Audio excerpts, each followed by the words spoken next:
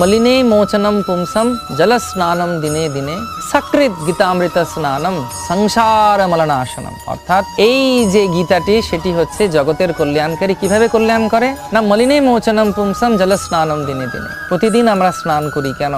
যাতে পবিত্র হই, গায়ের যত রকমের অসুচি আছে সেটা যাতে চলে যায়, সেজন্য রোজ স্নান করি। কিন্তু স্নান করি তো বাহ্যিক শরীরকে, ভেতরে যে আছে আমাদের ষড়রিপু তাদেরকে পরিষ্কার করব কেমন করে? আরেকজনের ভালো হচ্ছে সেটাকে দেখে আমি আনন্দ পাচ্ছি, পর সুখে কি সুখী হচ্ছি আর পর দুঃখে কি দুঃখী হচ্ছি, নাকি উল্টোটা হচ্ছে? পর সুখে দুঃখী আর পর দুঃখে আরো আনন্দ পাচ্ছি, এটা কি হচ্ছে? তাহলে কিন্তু আমি এগোতে পারছি না। 6টি রিপু আছে আমাদের, কাম, ক্রোধ, লোভ, মোহ, মদ এবং মাশ্চর্য। তার থেকে বেরোবো কেমন করে? তার জন্য দরকার হচ্ছে গীতা। সেজন্য বলা হচ্ছে সকৃত গীতা অমৃত স্নানম সংসার মলনাশনম। সংসারে যে দুঃখগুলো রয়েছে, এই কাম, ক্রোধ, লোভ, মোহ, মদ, মাশ্চর্য, সেগুলো থেকে আমরা উদ্ধার পাবো কিভাবে? তার জন্য হচ্ছে ভগবদ গীতা।